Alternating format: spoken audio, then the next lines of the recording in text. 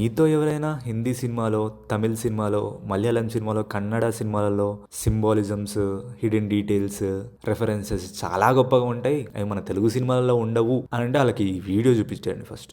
మీకు తెలుగు సినిమాలు చూడడం శాతగాక ఆ సినిమాలు ఈ సినిమాలు గొప్పగా కనిపిస్తున్నాయి, కానీ మీరు కరెక్ట్గా అబ్జర్వ్ చేస్తే తెలుగు సినిమాలలో గొప్ప గొప్ప రెఫరెన్సెస్, గొప్ప గొప్ప హిడెన్ డీటెయిల్స్ అండ్ మంచి సింబాలిజమ్స్ కూడా ఉంటాయి.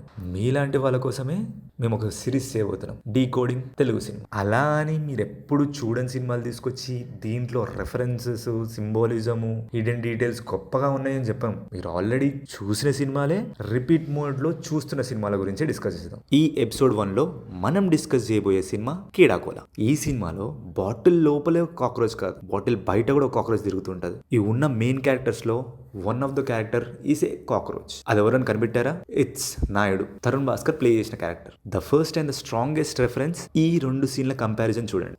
జురాసిక్ టైం నుంచి నువ్వు డైనోసార్లోకి నువ్వు చావలే. అమ్మ రోడ్డు కొద్దిలేసిపోయింది, ఆకలేసింది, సావలే. మనుషులు వచ్చిర్రు, యుద్ధాలైని, బాంబులు వేల్చిర్రు, అయినా నువ్వు చావలే. నాన్న తాగి తాగి పీకిండు, సావలే. ఎన్నో రోజులు తిండి తిప్పలు లేకుండా ఉన్నావు, అయినా నువ్వు చావలే. తమ్ముడు ఎన్ను పోటు పొడిచిండు, సావలే. ఈ సెటప్ అండ్ పే ఆఫ్ చూసిన తర్వాత ఎవరికైనా అర్థమైపోతుంది. అయినా మనం కనిపెట్టలేమేమో అనే డౌట్ తోటి తరుణ్ భాస్కర్ లాస్ట్ లో ఈ డైలాగ్ కూడా చెప్తాడు. నీకు సావే లేదు, because you are a cockroach.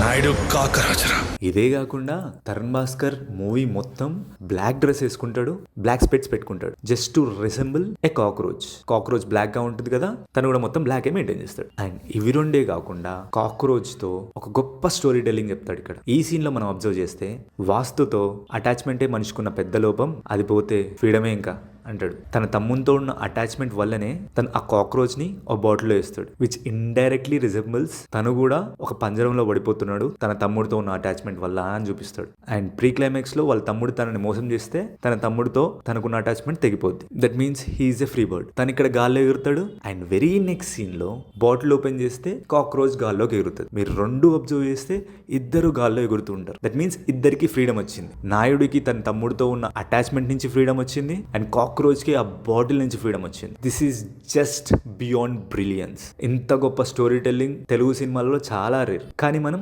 గమనించడం మిస్ అయ్యాం. ఈ వీడియో చూసాక ఒకసారి మళ్ళీ వెళ్ళి సినిమా చూడండి, యూ విల్ హ్యావ్ ఫన్. చివరిగా ఒక మాట, నాని ఈగైతే తరుణ్ భాస్కర్ కాక్రోచ్.